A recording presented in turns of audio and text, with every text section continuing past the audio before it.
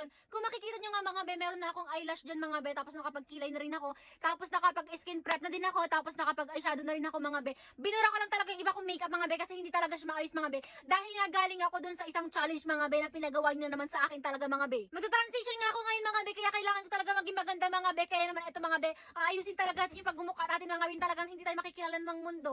Over naman sa mundo, ayan. Mag-concealer na nga tayo mga be, ayan, gagamitin ko lang, lalagay ko lang sa mata para hindi naman makita yung ating eye bags sa sobrang laki. Ibiblend ko nga lang tong primer natin mga be, para naman talaga matakpan tong eye bags natin mga be, kahit talagang pinaghirapan natin yung gabi-gabi mga be, para naman talaga mas maging maganda tayo mga be, diba? Kahit minsan lang talaga mga be.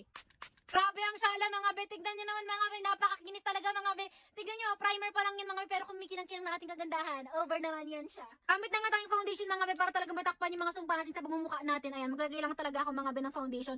Full coverage yan mga be, tignan nyo naman. Makikita nyo mamaya mga be, ay sobrang ganda. Tignan nyo mga be, o diba? Ayan o, ang ganda niya talaga mga be. Para talaga ako nagpapalitada mga be ng ano dito, ng floor talaga, pero mukha lang naman na talaga rin to mga be. Gamitan ko nga lang ng sponge mga be, para naman talaga mas plakado tayo mga be. Tignan nyo yung walang sponge, di ba? Sobrang daming ganyan-ganyan. Pero pag may sponge na, napaka-flawless, napakaganda. Tapos na nga tayo mag-foundation mga be, kaya magagamit na talaga ako ng makeup set mga be. Mag-blush on na nga ako mga be. Dahil meron naman na tayong eyeshadow mga be, ayan. Talagang gagawin natin yan mas maganda mga be, para talagang hindi tayo ma-recognize ng mga tao sa mundo. Over naman. Mag-powder na nga tayo mga be, para talaga maalis yung oiliness natin mga be. Tingnan nyo naman kung paano maging maganda yan kapag may powder na mga be. Tapos na nga ako mag-powder mga be, kaya naman mag-contour na tayo. Ayan, para tumangos yung ilong ko mga be. Grabe, gusto ko talaga na matangos na ilong mga be. Kaya dadamihan ko yung contour ko mga be, talagang sobrang tatangos yung ilong natin. Let's go. Eto na nga yung contour natin mga be. Tignan nyo naman, parang talagang sobrang tangos ng ilong ko mga be. Maglalagay nga rin ako mga be ng glitters mga be sa pagmumukha ko mga be. Para talagang mayroon siyang shining, shimmering ildot. Gamit tayo ng lippy mga be.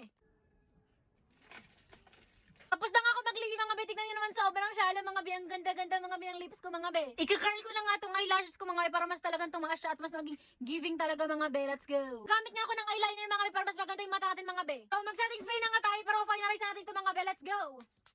Mag-finalize na nga tayo mga be, gamit itong brush ng buhok ko mga be. Tapos itong dress na ito mga be, let's go. Here's the final look. Tingnan nyo naman mga be, sobrang ganda, sobrang Latina mga be. Tignan nyo naman sino ka dyan be. Pak, pak, ganun. O diba? Bye!